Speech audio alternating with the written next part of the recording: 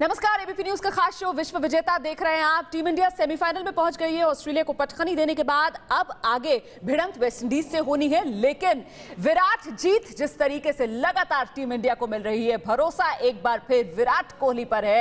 इसी मुद्दे पर हम बातचीत करेंगे। दो खास मेहमान हमारे साथ मौजूद हैं, गौतम गंभीर, टीम इंडिया के अनुभवी बल्लेबाज, और दुनिया के सबसे तेज गेंदबाज रावलपिंडी एक्सप्रेस शोएब अख्तर हमारे साथ मौजूद हैं। बहुत बहुत स्वागत आप दोनों का। शोएब अख्तर, ये तुलना जो सचिन तेंदुलकर और विराट कोहली के बीच हो रही है, ये विराट कोहली के लिए फख्र की बात या फिर विराट कोहली के साथ अन्याय है?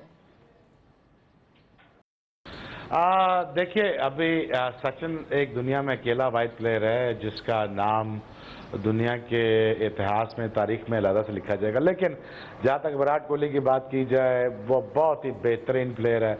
वो सोने से हीरा बन गया है और हीरे से वो नीला हीरा बन गया है। वो कमाल का खेलता है, वो कमाल की इनिंग्स पेश करता है, हर ओकेजन से बड़ा है, हर प्रेशर से बड़ा है। जिस तरह उसने कल खेल दिया, जीती, मानिए आप कि दिल जीत लिया उसने। और इससे बड़ा प्लेयर अभी तक मैंने अभी 20 साल में नहीं देखा। आपकी नजर में विराट कोहली के खेल की सबसे बड़ी खूबसूरती क्या है सर? पेस करना, और पेस क्या करना, पहले 100 का स्ट्राइक रेट, ये ऐसे जा रहे हैं आप 15 नंबर तक। फिर हम सारे कमेंटेटर कह रहे थे यार कि अब कैसे, कौन किसको मारेगा, और लेकिन किसी को, हम सबको ज्यादा प्रेशर था। अंदर देखा विराट को, वो उन्होंने आराम से 17-18 ओवर में पहुंचे, और जहां जाके देखा 1 ओवर। फिर उनका स्ट्राइक रेट कितने का था? 250 का, 236 का स्ट्राइक रेट था। और जब वो ओकेजन बड़ी होती है, वो ओकेजन से बड़ा हो जाता है। जब प्रेशर बड़ा होता है, वो प्रेशर से बड़ा हो जाता है। और इसकी सबसे खूबसूरत बात जो विराट कोहली की है, वो इनिंग्स को कितना खूबसूरती से पेश करता है कि पता भी नहीं चलता कि भाई उसमें प्रेशर है भी कि नहीं है। पूरा इंडिया चीखें मार रहा है, टीवी उसके सर पे है, क्राउड सारा उसके सर पे है, सारे कोहली कोहली कह रहे हैं। और है तो इंसान ही, लेकिन कमाल का इंसान है, उसको कुछ फील ही नहीं होता। जाता है अंदर, आराम से रन करता है और इंडिया को जिता के ले आता है। बिल्कुल, ये खूबी विराट कोहली के खेल की, दबाव में बेहतरीन प्रदर्शन विराट कोहली करते हैं और टीम हित को वो सबसे ऊपर रखते हैं। गौतम गंभीर मेरे साथ मौजूद है। गौतम, एक वक्त आया था जब विराट कोहली 2014 की शायद बात है, अपनी फॉर्म से जूझ रहे थे, और तब सचिन से उन्होंने सलाह ली थी। बाकायदा मुंबई में सचिन की सलाह पर ट्रेनिंग भी उन्होंने की थी। क्या माना जाए, सचिन की सलाह पर, सचिन के नक्शे कदम पर चलते हुए अब सचिन से भी आगे निकलते हुए नजर आ रहे हैं विराट कोहली? देखिए, आप कंपेयर, मैं कभी भी बिलीव करता हूं कि आप दो लोगों को कंपेयर नहीं कर सकते और करना भी नहीं चाहिए, बिकॉज डिफरेंट एराज थे, डिफरेंट बॉलिंग अटैक्स थे, डिफरेंट ऑपोजिशंस थे। तो कहीं ना कहीं जिस तरीके से सचिन ने 20 साल अपनी क्रिकेट खेली है और जिस तरीके के अभी विराट कोहली अपनी क्रिकेट खेल रहे हैं, आपको दोनों, आपने सचिन की क्रिकेट एंजॉय करी, आपको विराट की एंजॉय करनी चाहिए। बट फिर से तुलना ठीक होगी भी नहीं, बिकॉज एक इंसान ने 100 बनाए इंटरनेशनल क्रिकेट में, दूसरा अभी बहुत लंबा सफ़र है उसको तय करने के लिए। और जैसे मैंने अभी फिर से बोला कि आपको दोनों की क्रिकेट एंजॉय करनी चाहिए, कि आप कर चुके हैं, एक की आपको अब करनी चाहिए, वो ज़्यादा इंपॉर्टेंट है रादर देन दोनों को कंपेयर करने के लिए। लेकिन ये तो हकीकत है ना कि इस दौर में विराट जैसा कोई नहीं, सर्वश्रेष्ठ बल्लेबाज आज के दौर के विराट कोहली। गौतम गंभीर, करंट फॉर्म में एब्सोल्युटली, और जिस तरीके की वो बैटिंग कर रहे हैं, इसमें कोई डाउट भी नहीं होता कि अगर आप सिंगल हैंडेडली ऑस्ट्रेलिया जैसी साइड के अगेंस्ट मैच जिता सकते हैं, बिकॉज अगर आप बाकी बैट्समैन या बाकी लोगों का कंट्रीब्यूशन देखें तो वो हार्डली कोई कंट्रीब्यूशन था। और अगर आप 50% रन बना सकते हैं, स्पेशली रन चेज में, तो कहीं ना कहीं आपको डेफिनेटली आपको कहा जा सकता है कि आप नंबर 1 बैट्समैन है अभी वर्ल्ड में। But at the same time बाकी लोगों को भी कंट्रीब्यूट करना पड़ेगा, बिकॉज हमने पहले भी ये बात कर चुके हैं कि क्रिकेट ऐसा खेल है कि बैट्समैन को सिर्फ एक डिलीवरी चाहिए आउट होने के लिए। तो कहीं ना कहीं बाकी लोगों को उनके सर के ऊपर से प्रेशर हटाना पड़ेगा, वो बहुत इंपॉर्टेंट है जी। और ये जो अभी अपनी रिपोर्ट में हमने आंकड़े दिखाए थे गौतम, इससे कहीं ना कहीं ये साफ हो रहा है, आंकड़ों में, सीमित ओवर के खेल में विराट कोहली जो है सचिन के मुकाबले इस वक्त आगे नजर आ रहे हैं। देखिए, फिर से कंपेयर करना बहुत मुश्किल है, बिकॉज सचिन डिफरेंट एरा में खेले थे। सचिन ने T20 क्रिकेट कभी खेली नहीं इंडिया के लिए। सचिन जब 50 ओवर्स का फॉर्मेट खेलते थे, तब आपके पास 5 फील्डर अंदर होते नहीं थे, सिर्फ 15 ओवर का सर्कल होता था, एक नई बॉल होती थी। तो कहीं ना कहीं बहुत मुश्किल है कंपेयर करना, और स्टार्ट्स को हमारे को कंपेयर करना भी नहीं चाहिए, बिकॉज रन वो इंपॉर्टेंट है जो आपकी टीम को जिता सके। और हम आज सब विराट कोहली की इसलिए बात कर रहे हैं क्योंकि विराट जो रन बनाते हैं उससे टीम जीत रही है। अगर उससे टीम नहीं जीतती तो मुझे नहीं लगता उन रनों का कोई भी फ़ायदा, और किसी भी खिलाड़ी को उस रन बनाने से कोई खुशी होती है, बिकॉज आप चाहते हैं कि जो भी आप रन बनाएं वो विनिंग कॉज के लिए बनाएं, लूजिंग कॉज के लिए नहीं। तो बहुत मुश्किल है कंपेयर करना। अगर आप देखें सचिन बहुत डिफरेंट एरा में, उस टाइम वनडे क्रिकेट इतनी अग्रेसिव होती नहीं थी, उस टाइम कभी 400 रन बने नहीं, कभी फील्डर 5 फील्डर अंदर होते नहीं थे, इतनी रिस्ट्रिक्शंस थी नहीं। और सचिन ने अपने इनिशियल करियर में कभी ओपन भी नहीं करी, नंबर 5-6 पे खेलते थे। तो स्टार्स तो बहुत मिसलीडिंग हो सकते हैं और स्टार्स बड़े अच्छे भी लगते हैं लोगों को देखने में कि यार स्टार्स, बट कहीं ना कहीं स्टार्स को कंपेयर नहीं करना चाहिए दो लोगों के लिए, जब तक कि आपकी कंडीशन सेम ना हो, जब तक कि रूल्स और रेगुलेशन सेम ना हो। हम आगे बढ़ते हैं, बात कर लेते हैं विराट कोहली के गुस्से की। अनुष्का शर्मा पर जिस तरीके से सोशल मीडिया पर टिप्पणियां की जा रही है, उसके बाद विराट का गुस्सा भी फूटा है। नाराजगी जायज गौतम विराट कोहली की?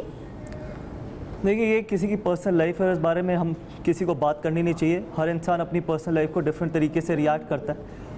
कई लोग उसको अंदर, कई लोग नहीं रिएक्ट करते, कई लोग रिएक्ट करते हैं। तो इसके बारे में जितनी कम बात की जाए उतना इंपॉर्टेंट है, बिकॉज आप कई बार लोगों को छोड़ भी देना चाहिए उनकी पर्सनल लाइफ में। आप अभी उनकी क्रिकेट की बात करें, वो ज़्यादा इंपॉर्टेंट है, बिकॉज अगर आप पर्सनल लाइफ किसी की पर्सनल लाइफ में इंटरफेयर करेंगे ना, वो ठीक है एज अ मीडिया, ना एज एन एक्सपर्ट, ना किसी एक्स क्रिकेटर्स को, ना करंट क्रिकेटर्स को इस बारे में बात करनी चाहिए, बिकॉज पर्सनल लाइफ। लेकिन खुद आगे आए हैं विराट कोहली, उन्होंने आकर बाकायदा ट्विटर पर शेम लिखकर मैसेज पूरा लिखा है और अच्छे से फटकार लगाई है उन लोगों को जो लगातार अनुष्का को लेकर मजाक कर रहे हैं। देखिए, वो उनका अपना तरीका है किस तरीके से उनको रिएक्ट करना है, और जैसे मैंने अभी बोला कि हर इंसान डिफरेंट तरीके से रिएक्ट करता है। कई लोग नहीं रिएक्ट करते, कई लोग ज़्यादा रिएक्ट करते हैं। तो पर्सनल लाइफ में अगर कोई भी चीज़ जिस तरीके से इंसान को रिएक्ट करना चाहे वो कर सकता है, बाकी जितनी आप उसको कम इंपॉर्टेंस देंगे वो ज़्यादा इंपॉर्टेंट है। शोएब, वैसे ये कहा जाता है कि क्रिकेटर जो है, खासतौर से अगर टूर्नामेंट चल रहा हो तो उसको बहुत फोकस्ड रहना होता है, और विराट कोहली के लिए तो यूं भी जाना चाहता है कि वो खासे फोकस्ड हैं अपने खेल को लेकर। ऐसे में इस बड़े टूर्नामेंट के दौरान जिस तरीके से सोशल मीडिया पर अनुष्का पर हो रहे मजाक को लेकर विराट कोहली ने ये ट्वीट किया है, क्या लगता है, क्या ध्यान भटक सकता है विराट कोहली क्या? देखिए, मैंने ट्वीट पढ़ा नहीं है और मुझे पता नहीं एग्जैक्टली व्हाट हैपेंड, लेकिन किसी भी औरत पे कीचड़ उछालना जायज़ नहीं है और ये बहुत ही हद से गिरी हुई बात है। बिसाइड विराट बहुत ही ज़्यादा कॉन्सेंट्रेटेड प्लेयर है, कॉन्सेंट्रेट करता है क्रिकेट पे, उसको ये चीज़ों से फर्क नहीं पड़ता, लेकिन गुस्सा दिखाने में भी पीछे रहते नहीं वो। विराट के बल्ले के भरोसे टीम इंडिया सेमीफाइनल के तक पहुंच गई है, लेकिन बड़ा सवाल टीम के बाकी बल्लेबाजों को लेकर है। शोएब अख्तर, क्या अभी भी इस भारतीय टीम की कमजोर कड़ी बल्लेबाजी है? बिल्कुल है, और आपको पता चल गया होगा कि सारी टीम एक तरफ, विराट एक तरफ, विराट का कॉन्फिडेंस एक तरफ, पूरी टीम का कॉन्फिडेंस एक तरफ। तो ये तो मेहरबानी समझिए कि इस जैसा बंदा टीम में खड़ा हुआ कि जो 11-12 की एवरेज भी संभाल लेगा, लेकिन ये आपको कहीं ना कहीं आपके ओपनर्स को परफॉर्म करना पड़ेगा, कहीं ना कहीं आपको सुरेश रैना को इजाज़त देनी पड़ेगी आपको कि उसको 5 पे भेजें, उसको के 25-30 बॉल है, आप जाके अपने हाथ खोलिए। और वो बिल्कुल डबल माइंडेड है, हिट मारे न मारे फंसे हुए हैं। और बैटिंग आपकी, अगर आपने ये टूर्नामेंट जीतना है, अगर डिजर्व करना है आपको, तो आपको आपके बैट्समैनों को परफॉर्म करना होगा। लेकिन अगर आप नहीं कर सकते तो आप अपनी बॉलिंग से ये उम्मीद मत रखिए कि आपकी बॉलिंग हमेशा जाके अंदर आपको 160 रिस्ट्रिक्ट करके देगी। 4 ओवरों में 53 रन थे। फिर नेहरा जी ने कमाल की बॉलिंग की, दलेर आदमी निकला, और फिर उसके बाद यूवी ने कमाल बॉलिंग की। यूवी का शुक्र अल्लाह का कि उसको बॉलिंग करा दी यूवी को, और अच्छी बॉलिंग चीज़ की, तो 160 पर रिस्ट्रिक्ट किया। लेकिन 160 भी मुश्किल हो गया था कि जब अगर आपकी टीम बैटिंग नहीं करेगी, तो मेरे ख्याल में आपकी बैटिंग हिस्सा डालना पड़ेगा। रोहित शर्मा और शिखर धवन को हिस्सा डालना पड़ेगा। जब तक ये नहीं डालेंगे तब बहुत मुसीबत हो जाएगी। विराट बेचारा अकेला कब तक करता रहेगा ऐसा? बिल्कुल गौतम, ये बल्लेबाजी टीम इंडिया की दुखती रग, इसका इलाज कैसे हो? अब देखिए, जब आप रन नहीं बनाते तो कहीं ना कहीं डबल माइंडेड हो ही जाते हैं। बहुत आसान है ये तरीके से हम सबको यहाँ पर बैठ के कहना कि जाके उनको खुले तरीके से खेलने दो, बट हर बैट्समैन को पता होता है कि पिछले 4 या 5 मैच में जब उसके रन नहीं बने होते तो कॉन्फिडेंस नीचे होता है। अल्टीमेटली ऐसी सिचुएशन में क्या होता है कि आपको अपने आप को बैक करना पड़ता है। आपको पता है आपका कॉन्फिडेंस हाई है नहीं, तब भी आपको कंट्रीब्यूट तो करना ही पड़ेगा। आप एक खिलाड़ी या 2 खिलाड़ियों के दम पे बहुत मुश्किल है कि आप टूर्नामेंट जीत जाओ। आप जीत सकते हो बिकॉज जिस तरीके के विराट कोहली बैटिंग कर रहे हैं, आप ये सोच सकते हो कि आप अभी फेवरेट हो, चाहे आप वेस्ट इंडीज़ से खेलो। अगर आप वेस्ट इंडीज़ से जीतते हो, किसी के साथ भी आप खेलो, तब भी आप ही फेवरेट्स रहोगे। बट आपको आपको उनके ऊपर से प्रेशर हटाना पड़ेगा, बिकॉज ये सबकी रिस्पॉन्सिबिलिटी है। जब आप एक टीम स्पोर्ट खेल रहे हो, जब आप अपने देश के लिए खेल रहे हो, तो आपको कंट्रीब्यूट करना बहुत ज़रूरी है। और जैसे शोएब ने बोला कि अगर सुरेश रैना को आप फ्रीडम देते हो कि जाओ आप खेलो खुल के, बट उनको किसी ने कभी रिस्ट्रिक्ट भी नहीं किया। अगर आप नंबर 4 पे खेल रहे हो तो आप उनको ज़्यादा ओवर दे रहे हो कि वो सेट हो जाए फिर वो मारें। कहीं ना कहीं कॉन्फिडेंस जब लो होता है तो चाहे आप उनको नीचे भेजो चाहे आप उनको ऊपर भेजो, आपको खुद ही तरीका ढूंढना है बाहर निकलने का कॉन्फिडेंस उस लो कॉन्फिडेंस से। बिकॉज उनको नीचे भेज के भी जिस तरीके की वो बैटिंग करें कोई फ़ायदा नहीं होने वाला, बिकॉज जितना आप उनको नीचे भेजते रहोगे उतने ही उनके चांसेस ऑफ स्कोरिंग रन्स कम हो जाते हैं। तो मुझे लगता है कि हर इंसान को अपने अंदर सेल्फ सर्चिंग करनी बहुत ज़रूरी है कि किस तरीके से उसको इस फेज से बाहर निकलना है। अगर आप ओपनर्स देखें, अगर आप अपना मिडिल ऑर्डर देखें, जिस तरीके की आप एक्सपेक्ट करते हो उनको बैटिंग करना, वो वैसी बैटिंग नहीं कर रहे। तो आप बात कर सकते हो प्लेयर्स के साथ, पर अल्टीमेटली प्लेयर्स को ही उसका सोल्यूशन ढूंढना है। शोएब, युवराज की आप तारीफ कर रहे थे, युवराज सिंह जिन्होंने बल्ले से ज्यादा गेंद के साथ जोर दिखाया पिछले मुकाबले में, लेकिन सवाल अब युवराज की फिटनेस को लेकर है। ऐसे में इस स्टेज पर, सेमीफाइनल की स्टेज पर अगर युवराज फिट नहीं पाए जाते हैं खेलने के लिए, तो टीम इंडिया के लिए बड़ा धक्का होगा ये। जी हाँ, मुझे नहीं लगता कि वो मिस करेंगे इतनी बड़ी अपॉर्चुनिटी। 2007 का वर्ल्ड कप और 2011 का युवराज सिंह हिस्सा होगा, और 2016 का हो तो युवराज सिंह उसका भी हिस्सा होगा। तो मैंने उसकी तबीयत पूछी थी, वो ठीक है, थोड़ा तकलीफ है पाँव में उनके, लेकिन वो जितना दिलेर आदमी है वो ये टूर्नामेंट छोड़ेगा नहीं। वो अपना मेक श्योर करेगा अपना 50 एक बड़ी ओकेजन में करके इंडिया को जिता के दे, वो एक बड़ा 50 करके दे जिसमें उसका नाम जिंदा रहे। और 2016 का वर्ल्ड कप और युवराज सिंह ना हो, ये हो नहीं सकता।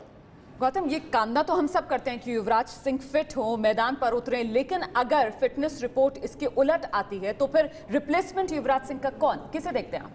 ये पहले तो इतने बड़े मैच में जब तक अगर आप 100% फिट नहीं हो तो आपको वो चांस नहीं लेना चाहिए, बिकॉज जो आपके रूल्स और रेगुलेशन है, आपको ना कोई सब्सिट्यूट मिलने वाला है, चाहे आप बैटिंग कर रहे हो, चाहे आप बॉलिंग कर रहे हो या फील्डिंग कर रहे हो। बिकॉज अगर आप इंजरी कैरी कर रहे हो तो आपको फिर उस इंजरी के साथ ही खेलना पड़ेगा 40 ओवर। तो अगर आप 100% फिट नहीं हो तो कोई भी कप्तान या मैनेजमेंट यही कोशिश करेगी कि आप 50 या 60% प्लेयर को ना खिलाओ, बिकॉज कहीं ना कहीं कॉम्बिनेशन ख़राब होता है। और अगर 0.1% युवराज सिंह नहीं खेलते तो डायरेक्ट स्वैप आप पवन नेगी के साथ कर सकते हो, बिकॉज वो भी लेफ्ट हैंड स्पिनर है। अगर आप वेस्ट इंडीज़ की बैटिंग लाइनअप देखें तो एक क्रिस गेल को छोड़ के बाकी सारे राइट हैंडर्स हैं, और आप कप्तान को फिर 2 ऑप्शन मिलते हैं, जडेजा और पवन नेगी, 2 लेफ्ट हैंड स्पिनर्स। कहीं ना कहीं वो एक अच्छा कॉम्बिनेशन होगा अगर युवराज नहीं खेलते, कि आपकी कप्तान के पास 2 लेफ्ट हैंड स्पिनर है, आप कंट्रोल कर सकते हैं, आपके पास फिर अश्विन भी आ जाता है, तो 3 प्रॉपर स्पिनर्स हो गए।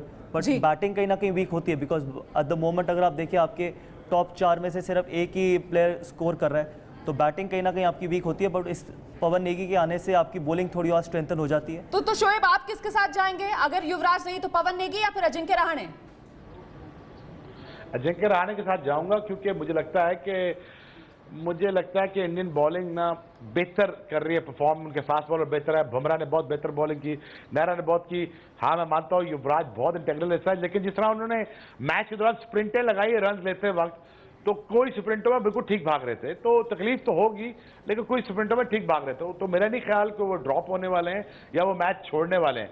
तो मुझे लगता है कि अगर 0.1% जो चांस बनता है वो अजिंक्य रहाणे का बनता है। बैटिंग इंडिया लंबी करना चाहता है, क्योंकि बैटिंग में इंडिया स्ट्रगल कर रहा है, तो उसके बैट्समैन एडेड चाहिए। मैं बिल्कुल उनसे भी एग्री करता हूं गौतम से कि शायद निगी के चांस है, लेकिन मेरा जो आइडिया है, ओपिनियन है, वो अजिंक्य रहाणे होगा। लेकिन मैं आपको तसल्ली उम्मीद दिला देता हूँ, युवराज सिंह अगर टीकेआर भी लगाना पड़े तो बिल्कुल फिट होकर ये सेमीफाइनल खेलेंगे। शोएब, सेमीफाइनल में टीम इंडिया के सामने सबसे बड़ा खतरा क्या? Chris Gayle? अब उनकी बॉलिंग बहुत तगड़ी है, और उनके सारे ऑलराउंडर्स हैं वेस्ट इंडीज के, और वो बहुत तगड़ा खेलते हैं, तेज खेलते हैं। एडवांटेज इंडिया के लिए कि स्पिनर पे उनका कोई बैट्समैन रुकता नहीं है, मारी जाता है वेस्ट इंडीज का। लेकिन मैं समझता हूँ कि जहां पे इंडिया ने टोटल लगा दिया, और स्पिन अटैक इंडिया का इतना तगड़ा है, जहां पे आपको देगा नहीं आपको कोई मौका कि आप इतने अच्छे बाजू खोल सकें। मैं ख्याल जडेजा ने बहुत कमाल की बॉलिंग की, युवी ने बहुत अच्छी बॉलिंग की, फिर बुमराह बहुत अच्छा तगड़ा वापस आए, 2 ओवर बड़े तगड़े किए आखिर में। पहले के 2 ओवर में घबरा के राउंड द विकेट बुमराह को नहीं जाना, उन्होंने ओवर द विकेट रह के आगे से बॉल करना है। जब वो मार के करते हैं, विकेट में पेस नहीं होता और आसानी से बॉल मैनेज होता है। लेकिन नेहरा जी का क्या बात है, नेहरा की बहुत अच्छा, जबरदस्त। लेकिन hats off to Indian bowling के उन्होंने इतने 4 में 53 के बाद 160 पर रोका, बहुत कमाल है। लेकिन वेस्ट इंडीज खतरा है, लेकिन इंडिया अगर बैटिंग तगड़ी करगी और इंडिया पहले पावर प्ले संभालगी बैटिंग और बॉलिंग दोनों में, तो इंडिया निकल जाएगी। गौतम, भारतीय गेंदबाजी गेल के बवंडर को रोक सकती है क्या? नहीं, मुझे तो कोई भी खतरा नहीं लगता अगर आप मुझसे पूछें, बिकॉज वेस्ट इंडीज़ के पास इतना डिसिप्लिन ही नहीं है कि वो 40 ओवर डिसिप्लिन के साथ खेल सके। अगर कोई एक इंडिविजुअल ब्रिलियंस पे आपको मैच जिता दे, वेस्ट इंडीज़ को मैच जिता दे तो जिता दे, बट अगर आप वेस्ट इंडीज़ की हिस्ट्री देखें तो उनके पास क्योंकि आप जब इतने बड़े मैचेस खेलते हैं कहीं ना कहीं आपको डिसिप्लिन चाहिए, ना उनकी बैटिंग में डिसिप्लिन है ना उनकी बॉलिंग में डिसिप्लिन है। ठीक है, वो फेयरलेस क्रिकेट खेलते हैं, बट फेयरलेस क्रिकेट में वो 200 रन भी बना सकते हैं और 100 पर भी आउट हो सकते हैं। कभी वेस्ट इंडीज़ से किसी ने ये नहीं एक्सपेक्ट किया था कि वो अफगानिस्तान से हार जाएंगे।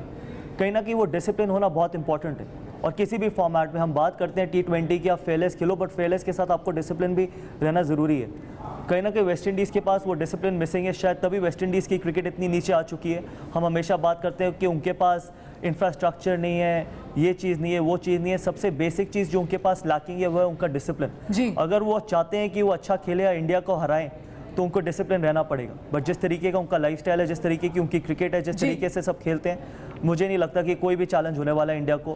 Chris Gayle on its day, हाँ वो अकेले जिता सकते हैं, बट क्रिस गेल भी इतने कंसिस्टेंट नहीं है, तो इंडिया को इतना बड़ा चैलेंज नहीं होने वाला। सबसे बड़ा चैलेंज ऑस्ट्रेलिया था, ऑस्ट्रेलिया जीतने के बाद वेस्ट इंडीज इतना बड़ा चैलेंज नहीं होने वाला। बस लेकिन खतरा उसी बात का है कि अगर कोई एक खिलाड़ी, और वो भी क्रिस गेल जैसा खिलाड़ी, अगर वो चल गया तो फिर टीम इंडिया क्या करेगी? Shoaib Akhtar, Bharat versus West Indies, क्या सीधे सीधे गेल वर्सेस विराट यहीं पर सिमट जाएगा ये मुकाबला? नहीं, नेहरा वर्सेस गेल कर दें बेहतर होगा, और बुमराह वर्सेस गेल कर दें, क्योंकि ये पहले 6 ओवर ना गेल को फंसाना बहुत जरूरी है। अगर वहां पे आपने पावर प्ले में आपने उनको फंसा लिया तो ज्यादा बेहतर है। विराट कोहली का आप कंपैरिजन छोड़ दें गेल के साथ, विराट कोहली आसमानों की चीज है, उसको छोड़ दें, वो बेहतर खेलता है, वो बहुत बड़ा प्लेयर है, तो उसका कंपैरिजन गलत है। लेकिन मैं ये समझता हूं कि जो पहले 6 के पावर प्ले के 6 ओवर हैं उसमें आपका नया बॉल, उसमें क्रिस गेल या अश्विन, नेहरा, बुमराह, इनके दरमियान ये घूमेगा गेल का गेम, और गेल को रोकना बहुत ज्यादा जरूरी है। अगर वो 6 ओवर खड़े होंगे तो इसका मतलब आपको भी पता और मुझे भी पता है। इसलिए मैं कह रहा हूं कि पहले 6 पावर प्ले के जो ओवर है इसमें सारी गेम बनेंगे इंडिया की। जी, लेकिन गौतम, गेल का एक रिकॉर्ड T20 इंटरनेशनल में 1500 सबसे तेज रन बनाने का, 45 पारियों का जो गेल के नाम था, विराट कोहली ने तोड़ दिया। 39 पारियों में विराट कोहली ने अंतर्राष्ट्रीय T20 क्रिकेट में 1500 रन पूरे किए हैं, और इस रिकॉर्ड को तोड़ने के बाद अब क्या सीधे सीधे ये मुकाबला इंडिया वर्सेस वेस्ट इंडीज का गेल वर्सेस विराट कोहली बन जाएगा? I don't think so. अगर आप देखें कि दो बैट्समैन को आप नहीं कंपेयर कर सकते कि दो बैट्समैन के बीच में मुकाबला, ultimately Gayle versus Indian bowlers and Virat versus West Indian bowlers, और कहीं ना कहीं 11 खिलाड़ियों का मुकाबला है। 11 खिलाड़ियों से फिर जैसे मैंने बोला, मुझे नहीं लगता कि वेस्ट इंडीज़ कोई भी चैलेंज होने वाला है, बिकॉज वेस्ट इंडीज़ के पास इतना डिसिप्लिन ही नहीं है। और इतने तो बड़े गेल को स्पिन में फंसाना होगा गौतम। अश्विन जो है बार बार शिकार करते रहे आईपीएल में गेल का। आप हमेशा स्पिन से नहीं, अगर बॉल स्विंग होता है तब भी गेल उतने ही सस्पेक्ट है। अगर बॉल ऊपर से, स्पेशली जब हमने देखा है कि बॉम्बे में बॉल स्विंग होता है, नया बॉल, अगर नया बॉल स्विंग करा सकते हैं स्पेशली बुमराह या आशीष, तो कहीं ना कहीं गेल फंस सकते हैं। अगर वो दोनों से नहीं फंसे फिर आपके पास एक और ऑप्शन है अश्विन की। तो कहीं ना मुझे लगता है कि इतना बड़ा चैलेंज नहीं होने वाला। बट हाँ, गेल इतने बड़े खिलाड़ी हैं कि वो अगर सेट हो गए या वो 6 या 7 ओवर खेल गए, और जब वो जडेजा या आपके 5वें बॉलर तक रुक गए, फिर वो डेंजरस हो सकते हैं। बट कहीं ना कहीं उनको 6 ओवर खेलना भी पड़ेगा, उनको रन बनाने भी पड़ेंगे तेज़, और उनको स्विंग बॉलिंग और स्पिन बॉलिंग को हैंडल भी करना पड़ेगा। फिर अगेन ऑस्ट्रेलिया से बड़ा चैलेंज वेस्ट इंडीज नहीं लगता मुझे। ऑस्ट्रेलिया का तो बोरिया बिस्तर टीम इंडिया ने बंधवा दिया। अब सेमीफाइनल में चुनौती वेस्ट इंडीज की टीम की। अच्छा, जल्दी से शोएब आप बता दीजिए, वेस्ट इंडीज टीम की एक कमजोरी जो आपकी नजर में है और एक मजबूती जिसके लिए टीम इंडिया को कबर कस लेनी चाहिए। शोएब, उनकी मजबूती और कमजोरी एक ही है, तेज खेलना। तेज खेलते जाएंगे, लगती जाएंगे, 200 कर देंगे, और मारते मारते रुकते भी नहीं, क्योंकि उनमें कोई विराट कोहली नहीं है जो इनिंग्स को बनाए, फिर पेस करे, फिर बना के ऊपर लेके जाए। ये उनकी सबसे बड़ी बीमारी है। वो सारी तेज खेलते हैं, सारी अग्रेसिव खेलते हैं, और कोई रुकता ही नहीं क्रीज पे। तो यही उनकी मजबूती है, यही इनका डाउनफॉल है, और यही मुझे लगता है कि यहाँ पे ही इंडिया ने पकड़ना है स्पिन पे। जी गौतम, मुझे तो ऐसा लग रहा था कि वो एक ही जो कमजोरी भी है और साथ ही साथ उनका एडवांटेज पॉइंट भी, क्रिस गेल का शायद नाम लेने वाले हैं शोएब अख्तर। आपकी नजर में एक कमजोरी और एक ताकत वेस्ट इंडीज की टीम की? देखिए, ताकत तो उनके पास, जितनी उनके पास फिजिकल स्ट्रेंथ है उतनी किसी के पास भी नहीं है। और जिस तरीके से वो T20 क्रिकेट खेलते हैं, बिकॉज T20 कई बार फिजिकल स्ट्रेंथ की भी गेम है, और जितने उनके पास बिग हिटर्स है उतने किसी भी दुनिया में किसी और टीम के पास नहीं, वो उनकी स्ट्रेंथ है। और अगर आप मुझसे उनकी कमज़ोरी पूछेंगे तो सबसे बड़ी कमज़ोरी जो आप एक अच्छी इंटरनेशनल साइड को चाहिए वो उनके पास है, वो उनका डिसिप्लिन। कहीं ना कहीं चाहे वो उनकी बॉलिंग हो, ना उनके पास इतना डिसिप्लिन है कि वो 6 बॉल एक टप्पे पे डाल सके, और ना उनके पास इतना डिसिप्लिन है कि वो इनिंग बिल्ड कर सके। अगर आप देखिए, अगर उनके ऊपर से 2 या 3 आउट भी हो जाते हैं फिर भी वो उसी मोमेंटम से खेलते रहते हैं। हर बैट्समैन ऊपर से लेके नीचे तक शॉटें मारता है। अगर एक क्रिस गेल के अलावा आप बाकी बैट्समैन का रिकॉर्ड देखें तो किसी का 100 भी नहीं है जी। अनफॉर्चुनेटली किसी के 50 या 60 भी नहीं होंगे। मालान सैमुअल्स को छोड़ के किसी के इतने बड़े स्कोर नहीं है, इंडिविजुअल स्कोर्स। तो क्रिस गेल एक्स्ट्राऑर्डिनरी प्लेयर है T20 फॉर्मेट में जी। तो कमज़ोरी तो बिल्कुल डिसिप्लिन है, और स्ट्रेंथ बिकॉज बहुत फेयरलेस खेलते हैं और पहले से लेकर नंबर 10 तक बैटिंग करना जानते हैं। बहुत सारे ऑलराउंडर्स हैं और सबके पास स्ट्रेंथ है कि वो छक्के मार सकते हैं, कभी भी गेम को बदल सकते हैं जी। तो वो उनकी एक स्ट्रेंथ है। सेमीफाइनल में तो दिल और दिमाग दोनों टीम इंडिया के साथ है ना आपका? जी जी, मैं तो कहता हूं कि इंडिया ही जीतेगा। मैं इंडिया की प्रेडिक्शन करके गया था ऑस्ट्रेलिया के खिलाफ, तो देख लें। और टीम इंडिया के लिए विकेट कौन सा बेहतर रहेगा? एक बैटिंग विकेट टीम इंडिया को ज्यादा मददगार साबित होगा या फिर एक टर्निंग विकेट? देखिए, टर्निंग विकेट वेस्ट इंडीज़ के अगेंस्ट बहुत ज़्यादा बेटर होगा इंडिया के लिए, बिकॉज वेस्ट इंडीज़ ने चाहे आप उनको फ्लैट विकेट दो चाहे आप टर्निंग विकेट दो, उनको एक ही तरीके से खेलना आता है और वो एक ही तरीके से खेलेंगे।